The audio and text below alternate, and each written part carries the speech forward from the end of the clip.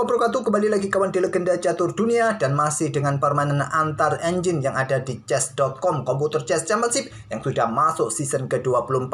Dan game yang akan kita ulas ini masih terjadi di semifinal Blitz. Masih Lila J0 versus Tots. Bang, Stockfish dong bang. Ya jangan Stockfish terus kawan ya. Sesekali engine-engine yang lain. Stockfish mah sudah nggak ada lawan kawan. Stockfish memenangkan semifinal ini dengan perolehan 190 poin dari 300 game. Posisi kedua Tots, posisi ketiga ada Lila J0. Stockfish melaju ke final, masih menunggu pertarungan antara Tots versus Lila J0 di semifinal Challengers Match ini kawan. Tapi kita tidak akan buka Challengers Match ya. Nah, game ini yang akan kita ulas adalah permainan Lila J0 yang pegang putih versus Tots, dan diagram terakhirnya seperti ini. Rajanya Tots kena skakmat kawan oleh menteri petak D8. Lila menang. Tapi secara keseluruhan kawan, Tots ini unggul atas Lila J0 di semifinal ini. Kalau kita lihat dari cross table-nya ya, tabel silangnya di sini kawan. Nah, ini. Tots unggul 33 poin. Lila J0 27 poin. Selisih berapa? Ya, selisih 6 poin kawan. Oke, ke papan analisis dari game mereka berdua. Ini adalah game terakhir mereka kawan di semifinal. Langsung saja ada pion F4, pembukaan bird opening, pembukaan burung. Pion E5 from gambit kawan. Tak perlu kita pedulikan tanda kuning ini. Ya, engine tidak menyukai. Kalau kalian ingin menghadapi bird opening, ya kuda F6 merupakan opsi yang bagus untuk kembangkan perwira kuasai peta center kawan. Tidak memberikan kesempatan pion putih E4, ataupun juga kalian melanjutkan dengan pion E6 terlebih dahulu kawan. Ditantang dengan from gambit dan diterima. Pion F pukul pion E5, pion D6 kawan, kali ini ditahan dengan kuda F3. Nah, jika diambil, tentu gajah akan langsung keluar kawan, mengawasi petak G3. Ada ide menteri keluar ke petak H4, ini cukup berbahaya. Kalian bisa antisipasi pergerakan menteri kawan petak H4 dengan kuda F3. Nah, kuda F6 akan dilanjutkan oleh hitam. Admin pernah melihat hitam ini mulai dorong pion G5 kawan untuk mengusir kuda supaya menteri bisa mencapai petak H4. Ini bisa kalian antisipasi dengan pion G3 atau pion D4. Kalau pion D4 kalian buka untuk ya serang pion ini, kuasai petak pusat juga kawan. Kalau ada pion G4, kuda E5 jual beli. Mungkin dengan permainan seperti ini tidak kalian sukai karena raja kalian tidak bisa rokade. Tapi nggak ada masalah juga. Permainan tanpa menteri, sudah tidak ada rokade, tentu ancamannya beda dengan permainan dengan menteri. Pion C3, raja geser, ya bisa kalian mainkan, tapi juga harus berhati-hati ya. Ada gajah yang bisa bermain di diagonal ini, mungkin dengan pion E4 terlebih dahulu kawan. Oke, kembali lagi ke permainan aslinya kawan. Jadi setelah pion D6 ditahan dengan langkah kuda F3. Ada pion pukul pion, kuda ambil balik, menteri keluar ke H4 skak, blokade pion G3, menteri E4 serang benteng kawan, ada kuda F3 blokade, gajah G4. Hitam cukup agresif kawan. Itulah keuntungan jika bermain dengan gambit.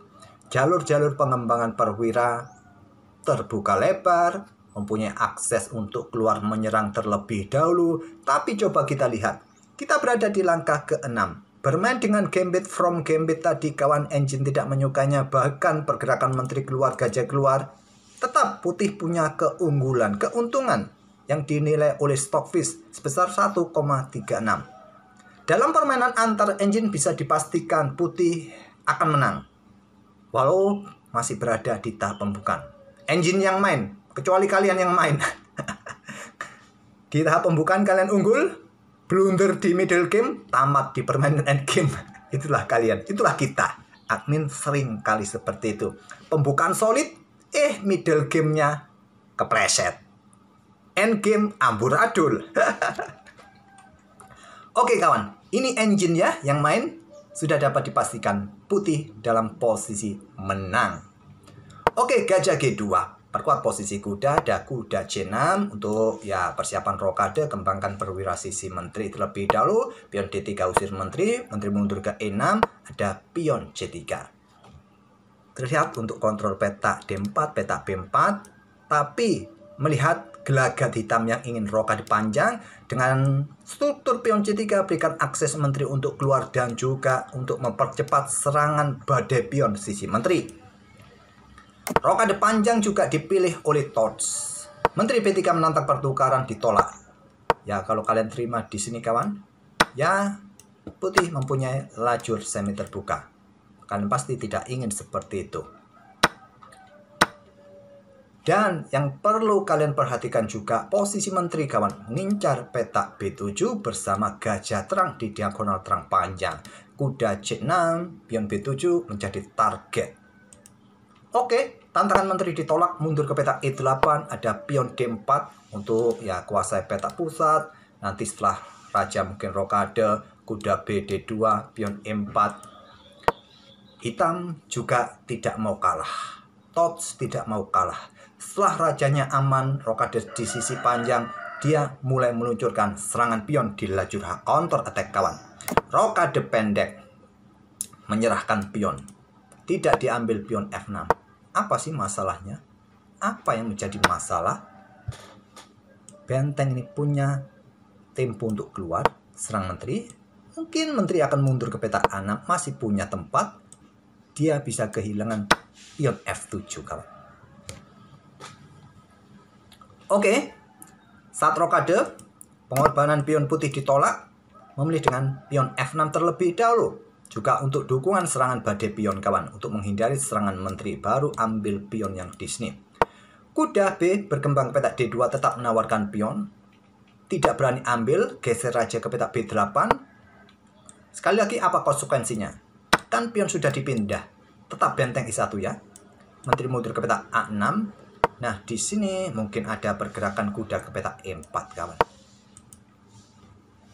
Mungkin kalian caplos saja, toh tidak ada ancaman yang terlalu serius. Lagi-lagi akan memberikan tempo aktivitas perwira putih kawan kalau pion ini diambil oleh hitam. Tapi raja bergeser ke petak B8 sepertinya juga agak lambat bagi hitam ya untuk melakukan counter attack. Langsung saja counter attack dengan pion G5 kawan ya. Ini adalah pendekatan yang lebih cepat untuk membongkar, mencoba melakukan tekanan pada putih di sisi raja. Oke, engine punya cara berpikir sendiri kawan, tidak seperti admin, tapi yang disarankan oleh Stockfish tadi dengan pion G5. Pion E4. Sekarang kuasai petak pusat putih dengan dua pionnya. Kuda G berkembang petak E7. Ada pion H3. Gajah mundur ke petak D7. Ada pion A4.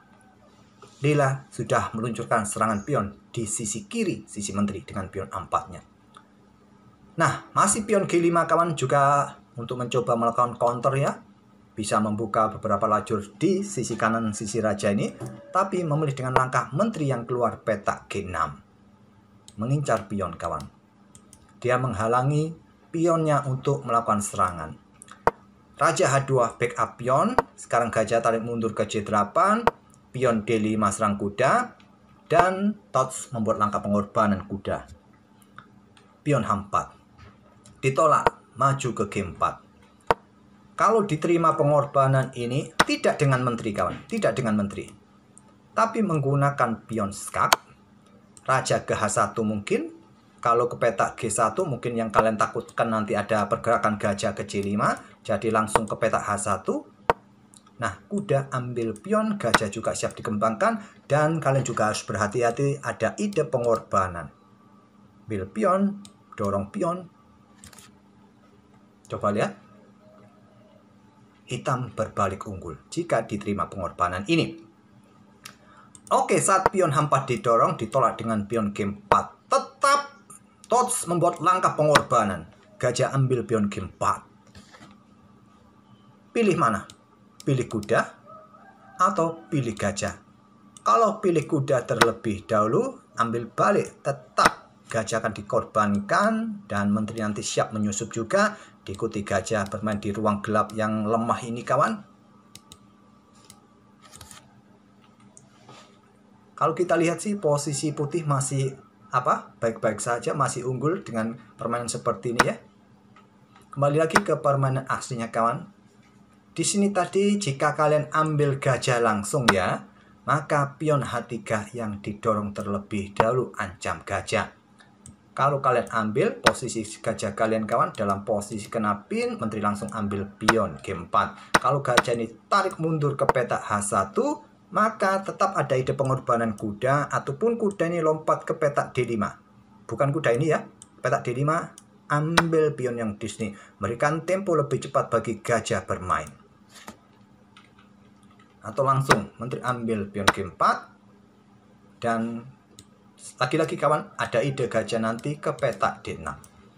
Oke, kembali lagi ke permainan aslinya. Jadi gajah ini tidak diambil, memilih langsung mundur raja H1. Gajah sikat kuda F3, ambil balik oleh kuda. Gajah gelap juga ikut bermain. Di langkah berikutnya keluar. Kuda ke E5 menantang pertukaran, ada gajah E3 menarget pion A7. Di sini kuda caplok, ambil balik dengan benteng. Kemudian menteri mundur, diikuti pion C4 mulai didorong. Raja mojok, pion A5, pion A6, hentikan laju pion. Di sini gajah mundur ke G1. Apa maksud gajah? Reposisi nanti di diagonal inikah atau berikan jalan bagi benteng kawan, geser nanti ke lajur B. Benteng H5, menteri C2. Jelas kawan. Benteng dipersiapkan atau berikan jalan bagi pion di lajur B. Kuda C8, pion B4 terlebih dahulu ternyata dikorbankan, ditolak dengan langkah gajah ke D6 saja. Kalau diambil sekarang, lajur B langsung terbuka. Tentu saja ada ide dengan benteng B1 atau mungkin pion C5 terlebih dahulu mencoba menjebak gajah kawan. Oke, ditolak tadi. Gajah mundur, maksud saya gajah keluar ke petak D6 saja. Pion B5 sekarang diterima langsung kawan, ambil balik, serangan badai pion kawan. Nah, gajah E5 serang benteng. Benteng dikorbankan, memilih dengan pion B6, lagi-lagi tidak berani ambil, ditolak. Menteri D7. Kenapa ditolak sih? Ambil saja kan renyah benteng ini. Karena ada pion A6 kawan. Nah, kalau diambil oleh pion hitam, maka menteri ambil pion yang di sini dan sangat berbahaya kawan ya, sangat berbahaya. Mungkin kalau ada gajah ini tarik mundur, ya pion B7 sudah skakmat, ada gajah di sini. Oke kawan, apa yang kalian lakukan saat ada serangan pion seperti ini? Mungkin pion C5 kalian dorong, ada ide benteng A3, sangat berbahaya kawan. Oke, kembali lagi ke permainan aslinya. Jadi benteng ditolak walaupun rasanya renyah. Memilih menteri keluar petak D7, ada benteng B1 dan di sini raja B8 menghindari lajur A. Pion A6 didorong oleh lila C0. Kemudian pion C pukul pion B6. Ambil balik oleh gajah terlebih dahulu, ambil balik oleh kuda, ambil balik oleh benteng. Kemudian benteng turun ke H7. Pion pukul pion B7. Gak masuk akal buat kita. Kalau kita sih ambil pion dengan benteng supaya dapat menteri ya. Engine cara mainnya beda. Memilih pion pukul pion. Apakah diikuti dengan langkah apa ya enaknya nanti? Apakah dengan benteng sini skakmat? Di sini menteri C7 menantang pertukar menteri. Ada benteng C6 kawan, menyerahkan pion yang di sini. Ditolak dengan pion G5. Untuk membuka akses benteng, menjaga baris ketujuhnya kawan. Ya kalau kita main ya ambil saja ya, tapi masalahnya ada benteng B3. Repot juga, repot. Sudah dalam posisi repot kawan, bermain dengan pion G5 juga sekaligus mencoba melakukan counter attack. Ada benteng B3, pion G4, gajah mundur ke F1. Nah, apa yang kalian lakukan? Gajah D4 kawan. Nggak usah kalian pedulikan, sudah dalam posisi repot ya. Mau kuning, merah, ataupun biru, dah dalam posisi repot, nggak perlu kita utak-atik lagi. Pion D6, di sini menteri ambil pion B7. Kalau kita ambil yang besar di sini ya, ambil besar di sini, ambil balik, sama juga kawan, repot juga, dah. Ambil pion saja. Nah, ada gajah A6 kawan, tidak terburu-buru untuk rebut, tapi memberikan tekanan terus. Menteri ambil benteng B3, ambil balik skak. Raja ke A7 benteng C7 skak. Raja ambil gajah, kemudian menteri A4 skak. Raja B6, di sini ada benteng C6. Mundur ke B7, menteri B5. Mojok, ada benteng C7. Tahan sementara. Gak usah terburu-buru untuk melakukan pukulan-pukulan. Dan skak mat 1 langkah ya. Tentu caplok, ambil balik kawan. Dan masih ada ancaman di sini. Ancaman pada benteng juga. Di sini pion G3. Percuma juga ya, kalaupun anggap contoh peta C8 ya hanya bisa diblokade dan skak mat juga.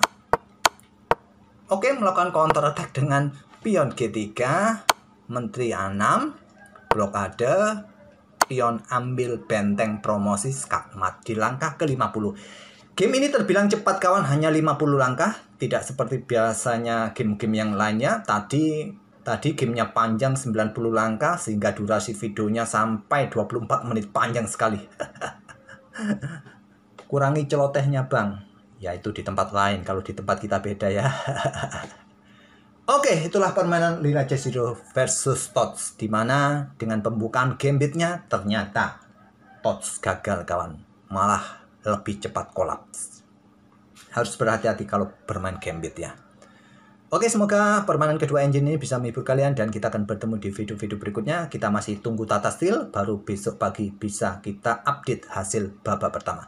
Oke, terima kasih. Jangan lupa tinggalkan jejak kalian, like, komen, dan share jika perlu. Wassalamualaikum warahmatullahi wabarakatuh.